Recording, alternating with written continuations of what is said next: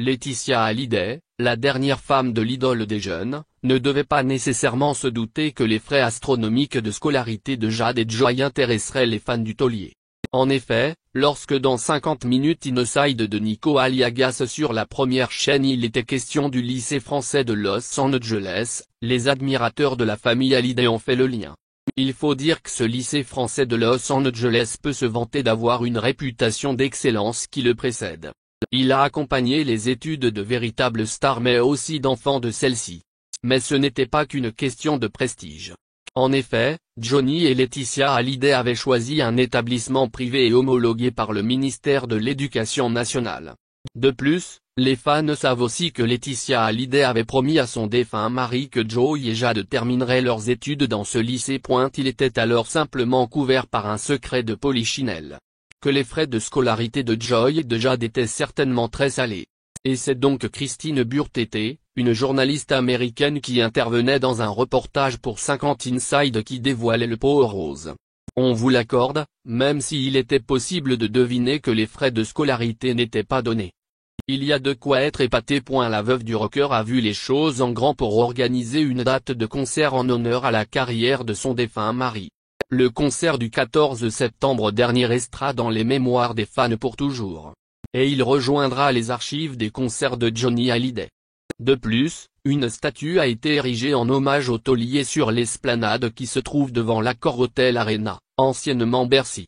Et cette fameuse place du 12e arrondissement de Paris a été renommée elle aussi, place Johnny Hallyday.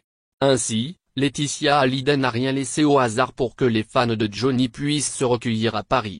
Cette immense construction aurait pu être à l'image du rocker mais ce sont ses passions qui ont été reflétées à travers l'œuvre.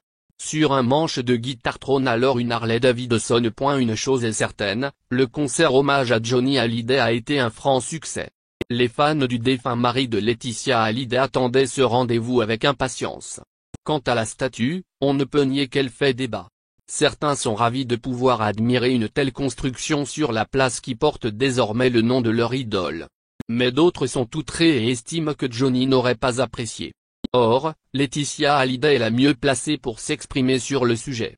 Et elle déclarait dans diverses interviews qu'il aurait été heureux de savoir que ses fans puissent retrouver un peu de lui en France.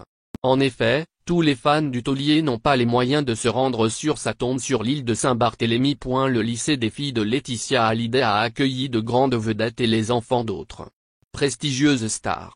En effet, la journaliste américaine qui intervenait dans le reportage de 50 Inside a eu l'occasion de citer quelques noms. Jodie Foster y a été diplômée. Claire Danes y est passée. Angelina Jolie et Brad Pitt y ont envoyé certains de leurs enfants aussi. Il y a toujours eu des têtes un peu connues dans cette école, disait-elle. Et pour cause, elle peut aujourd'hui compter les enfants de Johnny et de Laetitia Hallyday sur ses bancs. De plus, dans les colonnes de gala, il est possible de lire que ce même lycée accueillait les enfants de Bob Sinclair, de Gad Elmaleh, de Danny Boone et de David Hallyday. Un palmarès de stars impressionnante. Sur le compte Instagram de Laetitia Hallyday, la rentrée des classes a été immortalisée. Et les internautes ont pu constater que le fils de Jalil Lesper était lui aussi de la partie. En effet, le voilà qui porte lui aussi l'uniforme réglementaire du lycée français de Los Angeles. Une école qui réclame donc à ses inscrits, des frais de scolarité qui s'élèvent entre 23 000 et 34 000 $.